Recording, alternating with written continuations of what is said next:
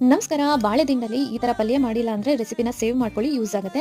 ಒಂದು ಪ್ಯಾನಲ್ಲಿ ಒಂದು ಸ್ಪೂನಷ್ಟು ಎಣ್ಣೆಯನ್ನು ಹಾಕ್ಬಿಟ್ಟು ಸಾಸಿವೆ, ಜೀರಿಗೆ, ಒಂದು 4ರಿಂದ 5 ಬೆಳ್ಳುಳ್ಳಿಯನ್ನು ಹಾಗೆ ಜಜ್ಜಿಬಿಟ್ಟು ಹಾಕ್ಕೊಂಡಿದ್ದೀನಿ. ಹಾಗೆ ಒಂದು ಈರುಳ್ಳಿನ ಚಿಕ್ಕ ಚಿಕ್ಕಾಗಿ ಕಟ್ ಮಾಡಿ ಅದನ್ನು ಕೂಡ ಸೇರಿಸ್ಕೊಂಡು ಕರಿಬೇವು, ಖಾರಕ್ಕೆ ಹಸಿಮೆಣಸಿನಕಾಯಿ, ಒಣಮೆಣಸು ಕೂಡ ಸೇರಿಸ್ಕೊಬಹುದು. ಇದಕ್ಕೆ ಸ್ವಲ್ಪ ಉಪ್ಪು ಕೂಡ ಸೇರಿಸ್ಕೊಂಡು ಫ್ರೈ ಮಾಡ್ಕೊಬೇಕು. ನಂತರ ನಾನು ಹುರುಳಿಕಾಳು ಮತ್ತು ಬಾಳೆದಿಂಡನ್ನು ಬೇಯಿಸ್ಕೊಂಡಿದ್ದೀನಿ. ಒಂದು ವಿಷಲ್ ಹಾಕಿಸ್ಕೊಂಡ್ರೆ ಬೆಂದೋಗ್ಬಿಡುತ್ತೆ. ಅದನ್ನು ಕೂಡ ಸೇರಿಸ್ಕೊಂಡು ಮಿಕ್ಸ್ ಮಾಡ್ಕೊಬೇಕು. ನಂತರ ಸ್ವಲ್ಪ ಕೊಬ್ಬರಿ ತುರಿ ಅಥವಾ ಕಾಯಿ ತುರಿ, ಸ್ವಲ್ಪ ಕೊತ್ತಂಬರಿ ಸೊಪ್ಪು ಹಾಕೊಂಡ್ರೆ ಪಲ್ಯ ರೆಡಿ ಆಗುತ್ತೆ. ಸೊ ಈ ಬಾಳೆದಿಂಡಲ್ಲಿ ತುಂಬಾ ಹೆಲ್ತ್ ಬೆನಿಫಿಟ್ಸ್ ಇದೆ. ಕಿಡ್ನಿಯಲ್ಲಿ ಸ್ಟೋನ್ ಆಗಿರೋರು ಹಾಗೆ ಬಾಳೆದಿಂಡಿನ ಜ್ಯೂಸ್ ಕುಡಿಬೋದು. ಯಾರಿಗೆ ಜ್ಯೂಸ್ ಕುಡಿಯೋಕೆ ಇಷ್ಟ ಆಗೋಲ್ಲ, ಈ ಥರ ಪಲ್ಯನ ಮಾಡ್ಕೊಂಡು ತಿನ್ನಿ. ನಾನು ಇದಕ್ಕೆ ಒಂದು ಆ್ಯಡ್ ಆನ್ ಆಗಿ ಹುಚ್ಚಳ್ಳಿ ಚಟ್ನಿ ಪುಡಿ ಕೂಡ ಸೇರಿಸ್ಕೊಂಡಿದ್ದೆ. ಇದಂತೂ ರುಚಿ ತುಂಬಾ ಚೆನ್ನಾಗಿತ್ತು. ಈ ಪುಡಿ ಇಲ್ಲ ಅಂದರೆ ಹಾಗೆ ಕೂಡ ಮಾಡ್ಕೊಳ್ಳಿ, ಪರವಾಗಿಲ್ಲ, ತುಂಬಾ ಚೆನ್ನಾಗಿ ಬರುತ್ತೆ. ಬಾಳೆದಿಂಡನ ಈ ಥರ ಪಲ್ಯ ಮಾಡಿಕೊಂಡು ಅಥವಾ ಹಾಗೆ ಜ್ಯೂಸ್ ಕುಡಿಯೋದ್ರಿಂದ ಕಿಡ್ನಿಯಲ್ಲಿ ಕಲ್ಲಿದ್ದರೆ ಅಥವಾ ಚಿಕ್ಕ ಪುಟ್ಟ ಕೂದಲುಗಳಿದ್ರೆ ಎಲ್ಲ ಹೋಗುತ್ತೆ ಅಂತ ಹೇಳ್ತಾರೆ. ಆ ಬೇಸಿರುವ ರಸದಲ್ಲಿ ಸಾಂಬಾರು ಕೂಡ ಮಾಡ್ಕೊಂಡಿದ್ದೆ.